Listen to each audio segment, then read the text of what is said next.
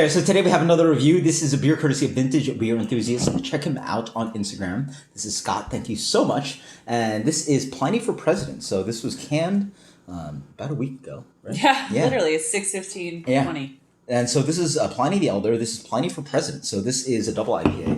This is the double IPA. The double IPA. So the original double IPA was Pliny the Elder back in the 1990s. And this is a double dry hop version. I'm pretty sure the beer is actually already double dry hop, but it has a couple new varietals to it, one or two new varietals in it. They're not traditionally in the recipe. 8% double IPA, one of the classic / best known / highest rated beers of all time. West Coast double IPA, 8%. It has an aroma before we even put our nose to it. Yeah. So, beer comes in a... light gold, non-hazy. Light gold, medium gold. Not very hazy, but it certainly has a little bit of haze to it. Mm-hmm. Has a little bit of a... Fluffy head to it on the aroma. It stays. Ooh, yeah. Mm-hmm. That is grapefruit, lemon zest, almost a little bit of pine sol, fresh pine note. Fresh rubber. Oh, yeah. Fresh rubbery kind of dang thing that hops, West Coast hops sort of offer how they make them. No, yeah, it's definitely not like unappealing like burnt rubber. It's fresh rubber. But also like dank. Is another aroma. Like it's that pungency. So, but yeah, rubber is a great tasting aroma. A little bit of fruitiness underneath. It's got a lot. I get some underneath. I get some stone fruit. I get like apricot peaches. Yeah, right. Mm-hmm. Stone fruit for sure. Yeah, and it's combined with just piney dankness, that burnt rubber thing you're talking about.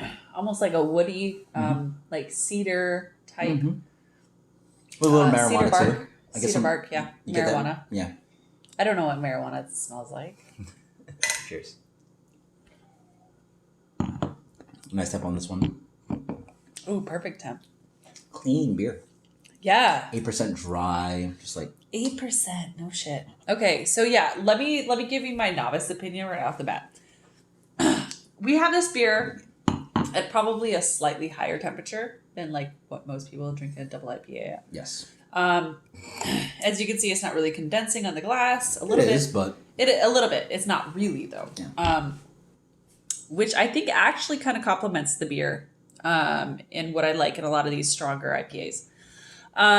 Right off the bat, it does not have. Let me double check. It does not have the aroma on the palate. There is some kind of like astringent stone fruit thing going on. It does have the dankness. It does have the pine. It does have the dryness of a bark, perhaps. But what I noticed with it right off the bat is it is very like quick on the palate. Yeah. It gives you like a burst right up front of like all these like strong astringent flavor. And then it kind of like dries out really quick. And then it's almost aqueous on the end for me.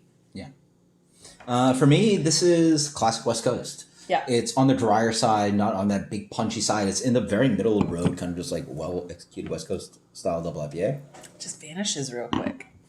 It's got this hint of kind of caramelly sweetness and impression of it, but then it rides with grapefruit, pine candy, grapefruit peel. I would say grapefruit peel. And then a little bit of slight stone fruit character coming through, and then dry pine on the back end. Mm-hmm. Pretty dry beer. With a, not that bitter too. Stone and Sierra Nevada, I think, accentuate a little bit more bitterness. This is like a medium to medium plus. Do you get more like an old pine cone type thing? Mm-hmm. Like a decorative pine cone. Sure. Does that make sense? Yeah, and a little bit of woodsy character in there too. Yeah. The malt character is slightly caramelly and sweet.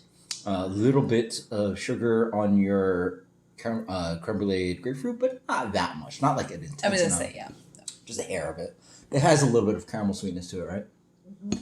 But the pretty part is that it's dry, rich, impactful, and quite tasty. So, I'd just like to point out that we're like, 2 minutes into this actual like tasting? We're about halfway through our glasses. Oh, the beer is ridiculously drinkable. It is extremely drinkable. This is the end of the can right here. 16-ounce can between two people, I would say last less than 10 minutes, no problem. Despite it being like over 8%, it is actually really quite crushable. It is 8%. Yeah. It's really quite crushable. I think a lot of it is the fact that it like dries out and like mutes really quick on the palate. Yeah. And that's not necessarily a bad thing. I think it adds some kind of it doesn't make it seem as high. Yeah. So what's your Yeah. final impression rating on this one? Final impression rating. This is great. Can't believe haven't had this sooner. This is fun. I really like it. It might not be like that typical roller coaster ride that I like that like lasts a while. Yeah. However, it does provide some roller coaster of a ride. And I'm gonna go ahead and give this like a 90. I'm gonna give this a 93. This is fun. Yeah. I'm in that range. For me, I personally prefer my West Coast IPAs a little bit more punchy, but this has that pretty thing where it's almost like if Hill Farmstead could create a West Coast IPA, double IPA, it sort of would maybe taste like this. It has nice aromatics of marijuana and that classic piney character, a little bit of fruit. The Palate offers this kind of like light caramelly sweetness, but leaning on a drier side of West Coast IPA with also more nuanced bitterness than I think a lot of West Coast IPAs can offer on bitterness. Your words are so pretty. Drinkability on this one, drinkability on this one is absolutely fantastic. But again, for me, impression on IPA is always impact. And I've had like Fatheads beers, and there are a few boneyard.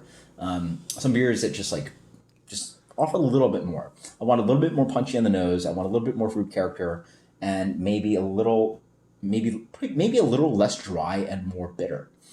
More sweetness and bitterness. This is sort of that kind of wonderful, comfortable range where lager sits. Lager sits where you want crushability and nothing about it kind of thing. This is that in double IPA form. Yeah, it's got a skunky thing, like not skunky. I'm sorry, like a richness.